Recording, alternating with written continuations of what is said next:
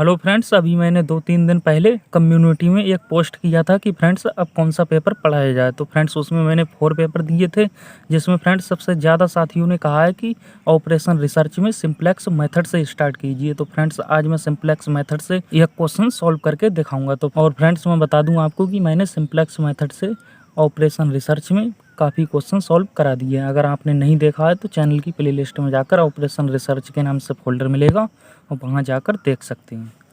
तो आज की वीडियो में हम देखेंगे सिंप्लेक्स मेथड से क्वेश्चन को किस प्रकार से सॉल्व किया जाता है। तो फ्रेंड्स सिंप्लेक्स मेथड से क्वेश्चन को सॉल्व करने से पहले आपको समझना पड़ेगा कि सिलेक्ट वेरिएबल क्या होता है और सरप्लस वेरिएबल क्या होता है, क्योंकि जब तक आप सिलेक्ट और सरप्लस वेरिएबल नहीं समझेंगे तो आप क्वेश्चन को सॉल्व नहीं कर सकते। तो फ्रेंड्स मैंने लिखा है सिलेक्ट वेरिएबल। पहले हम इसकी डेफिनेशन देखेंगे।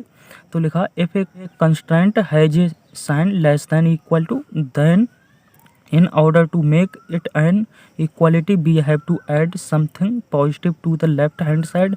The positive variable which are added to left hand side to the constraint to convert then into equalities are called the slack variable. ये फ्रेंड्स सिलेक्ट वेरिएबल की डेफिनेशन हो गई।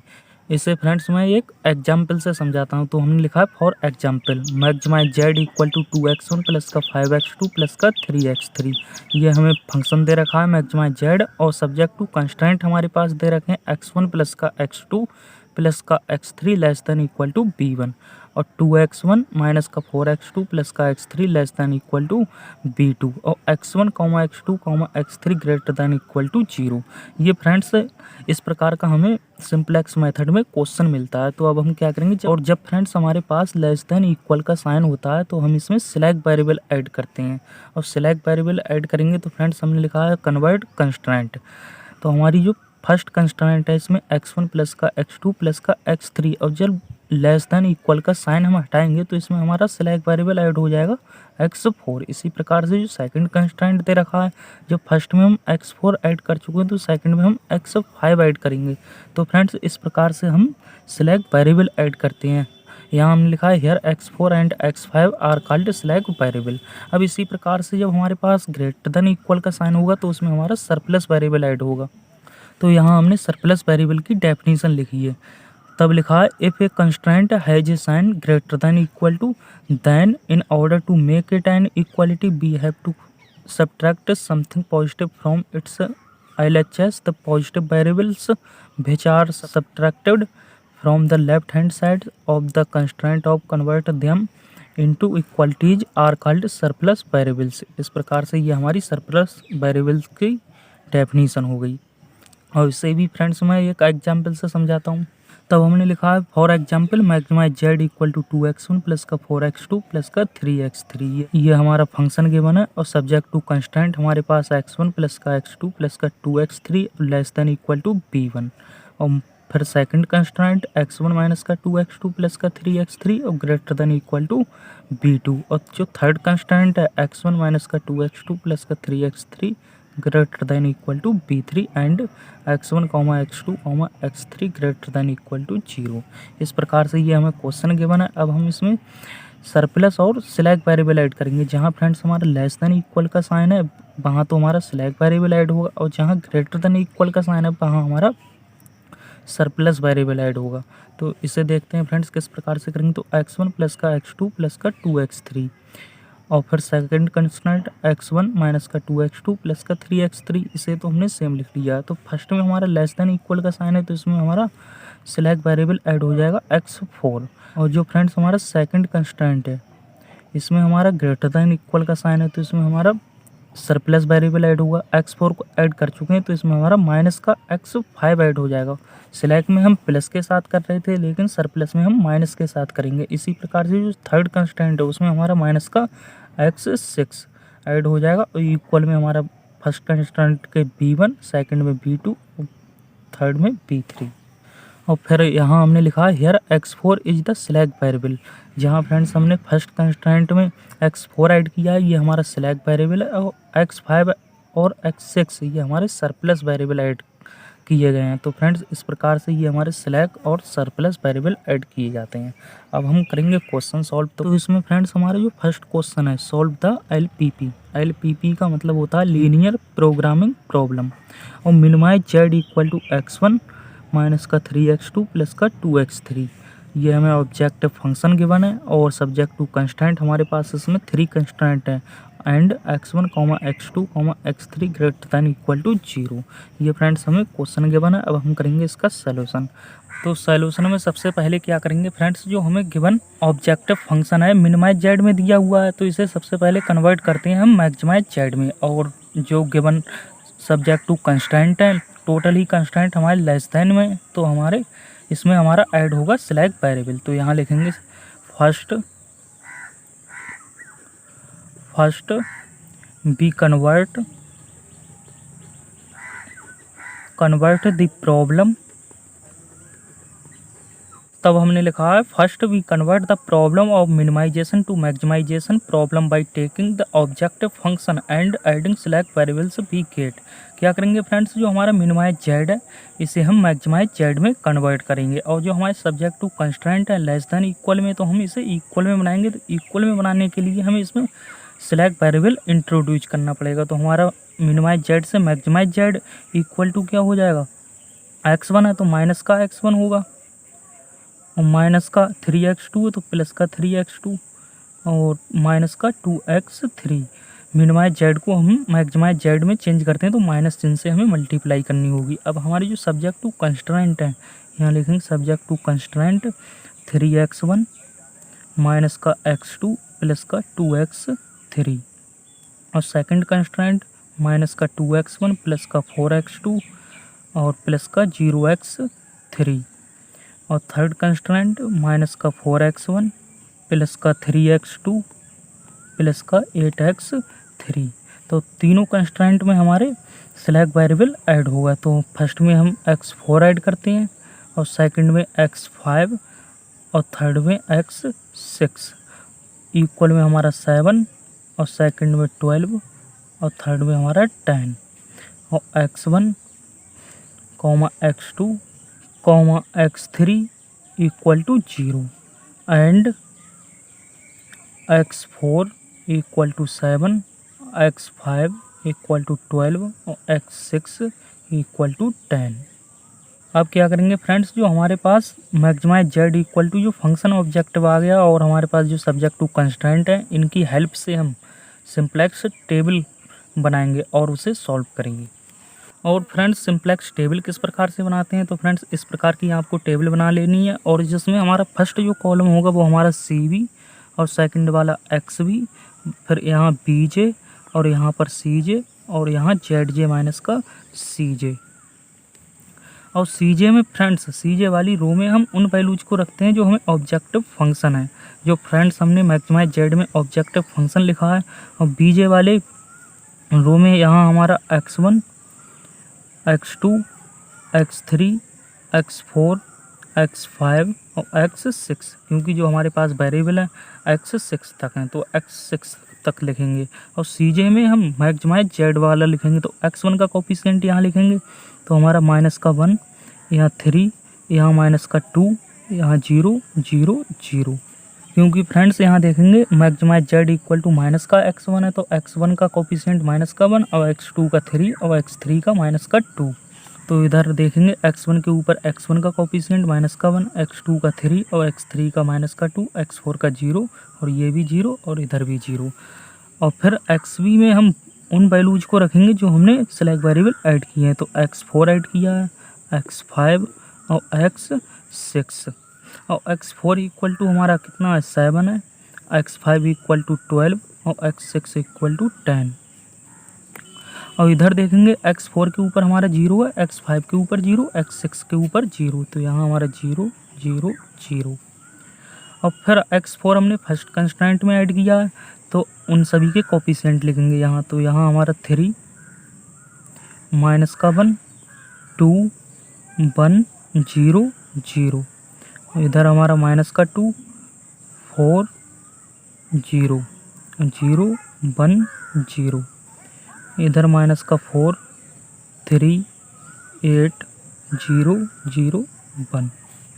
तो इस प्रकार से हम सिंपलेक्स टेबल बनाते हैं। ये हमारी सिंपलेक्स टेबल बना है। x4 हमने फर्स्ट कंस्ट्रेंट में ऐड किया है, तो उन सभी के कोफिशिएंट हमने लिखे हैं। फिर सेकंड के, और जो फ्रेंड्स हमने सिलेक्ट वेरिएबल ऐड किए हैं उन्हें देखेंगे तो ये हमारी आइडेंटिटी बननी चाहिए। तो ये हमारी आइडेंटिटी मैट्रिक्स बन रही 3/3 की। हमारे 3 इसमें कंस्ट्रेंट थे और ZJ माइनस CJ। अब हम ZJ माइनस CJ फाइंड करेंगे। तो ये किस प्रकार से फाइंड करते हैं, तो 3 की मल्टीप्लाई 0 में करेंगे, 0 आएगा। फिर प्लस करेंगे माइनस का 2 की मल्टीप्लाई 0 में, ये भी 0 होगा, ये भी 0 होगा, और फिर माइनस का CJ वाला करते हैं। तो हमारा माइनस का बना तो ये प्लस का हो जाएगा, ये माइनस का 3 हो जाएगा, इधर प्लस का 2 हो जाएगा, इधर 0 और इधर भी 0 और यहाँ भी 0। अब यहाँ देखेंगे जो हमारी सबसे मोस्ट नेगेटिव वैल्यू होगी वही हमारा इंटरिंग वेक्टर होगा। तो मोस्ट नेगेटिव वैल्यू हमारी माइनस का 3 है, तो हमारा इंटरिंग वेक्टर x2 हो जाएगा। और इंटरिंग वेक्टर निकालने के बाद अब हम आउट गोइंग वेक्टर निकालते हैं। आउट गोइंग वेक्टर निकालने के लिए फ्रेंड्स हमें मिनिमम CJ अपॉन x2 करना होगा। तो यहाँ देखेंगे 7 और ये माइनस की वैल्यू है तो इसे छोड़ देंगे, तो 12/4 और 10/3। तो इसमें मिनिमम देखेंगे ये हमारा 12/4 होगा। तो 12/4 हमारा इसमें आ रहा है, तो ये हमारा 4 की एलिमेंट हो जाएगा, की एलिमेंट। और ये हमारा इंटरिंग वेक्टर और आउटगोइंग वेक्टर हमारा कौन सा होगा, x5 हमारा आउटगोइंग वेक्टर। अब हम नेक्स्ट सिंपलेक्स टेबल बनाएंगे। तो यहाँ लिखेंगे simplex table number 2, table number 2। तो इस प्रकार से ये हमारी सिंपलेक्स टेबल नंबर 1 सॉल्व हो गई और हमने सिंपलेक्स टेबल नंबर 2 बना ली है। तो फ्रेंड्स सिंपलेक्स टेबल नंबर 2 में हम वैल्यू किस प्रकार से रखेंगे ये आपको बिल्कुल ध्यान से देखना है। तो सिंपलेक्स टेबल नंबर 1 में हमारा क्या था, x5 हमारा आउटगोइंग वेक्टर हो गया था और x2 हमारा इंटरिंग वेक्टर हो गया था और 4 हमारा की एलिमेंट। तो की एलिमेंट को हमें 1 बनाना होगा और x5 की जगह हमारा x2 आ जाएगा। यहाँ देखेंगे फ्रेंड्स हमारा x2 है और यहाँ हमारा x5 हमारा आउटगोइंग हो गया और x2 हमारा इंटरिंग हो गया और हमारी CJ वाली रो सेम रहेगी। तो इधर हमारा x4 के ऊपर 0 और x2 के ऊपर देखेंगे तो 3 और x6 के ऊपर 0। ये वैल्यू हमने यहाँ लिख ली है। तब 4 को हमें 1 बनाना होगा, तो यहाँ हम बनाएंगे 1 और इसके ऊपर और नीचे हमें 0 बनाना होगा। तो किस प्रकार से बनाएंगे, तब क्या करेंगे, x5 वाली पूरी रो को हम 4 से डिवाइड कर देंगे और यहाँ हमारा 1 बन जाएगा। तो यहाँ 4 से हमने डिवाइड किया, 1 आ गया और इधर 12 को 4 से डिवाइड करेंगे तो यहाँ हमारा 3 आ जाएगा। यहाँ हमारा माइनस का 2/4 आएगा, उसे सॉल्व करेंगे तो माइनस का 1/2 आ जाएगा और इधर 0 रहेगा, यहाँ भी 0 रहेगा और x5 के नीचे 1/4 हो जाएगा और इधर 0। अब देखेंगे फ्रेंड्स हम x4 वाली रो में हमें -1 की जगह पर 0 बनाना है। यहाँ फ्रेंड्स हमारा -1 है और यहाँ 1 है, अगर हम इसे ऐड कर देंगे तो 0 हो जाएगा। तब क्या करेंगे, हम x4 वाली रो और x2 वाली रो को ऐड करके लिखेंगे। तो 7 और 3 हमारा कितना हो जाएगा, 10 हो जाएगा और 3 और यहाँ पर माइनस का 1/2, 3 और माइनस का 1/2। तो इसे सॉल्व करेंगे तो 5/2 आ जाएगा। यहाँ 0 और यहाँ पर 2 और यहाँ 1, यहाँ 1/4 और इधर 0। अब इसी प्रकार से यहाँ हमारा 3 है और 3 की जगह पर हमें 0 बनाना है। तो क्या करेंगे, 3 तो हमारा है और 3 और माइनस यहाँ 1 है, 1 को हम 3 से मल्टीप्लाई कर देंगे तो हमारा 0 बन जाएगा और सब्ट्रैक्ट कर देंगे। तो इसी प्रकार से लिखेंगे, यहाँ हमारा 10 और माइनस का 3 से मल्टीप्लाई करेंगे 9 हो जाएगा, तो यहाँ हमारा 1 आ जाएगा। इसी प्रकार से सभी वैल्यू लिखेंगे तो यहाँ हमारा माइनस का 5/2, इधर 0 और इधर 8, यहाँ पर 0, यहाँ माइनस का 3/4 और इधर 1। और उसी प्रकार से ZJ माइनस का CJ फाइंड करेंगे। क्या करेंगे, 0 की मल्टीप्लाई 5/2 में 0 रहेगी, 3 की मल्टीप्लाई माइनस का 3/2 रहेगी, ये 0 और फिर माइनस प्लस का 1 करेंगे तो यहाँ हमारा माइनस का 1/2 आ जाएगा। और इधर 0 आएगा, इधर 2 आएगा, इधर 0 0 0। अब देखेंगे हम मोस्ट नेगेटिव वैल्यू। तो मोस्ट नेगेटिव वैल्यू केवल हमारी एक है इसमें, तो ये हमारा इंटरिंग वेक्टर हो जाएगा। तो ये हमारा इंटरिंग वेक्टर हो गया। इंटरिंग वेक्टर निकालने के बाद हम आउटगोइंग वेक्टर निकालते हैं। आउटगोइंग वेक्टर निकालने के लिए minimum B J upon entering vector. Entering vector हमारा x1, माइनस वाली वैल्यू छोड़ देंगे तो हमारा इंटरिंग वेक्टर कौन सा हुआ, एक ही होगा 10/5/2। तो ये हमारा इंटरिंग वेक्टर हो जाएगा। तो हमारा इंटरिंग वेक्टर इसमें x1 और 5/2 हमारा की एलिमेंट, और x4 हमारा आउटगोइंग वेक्टर।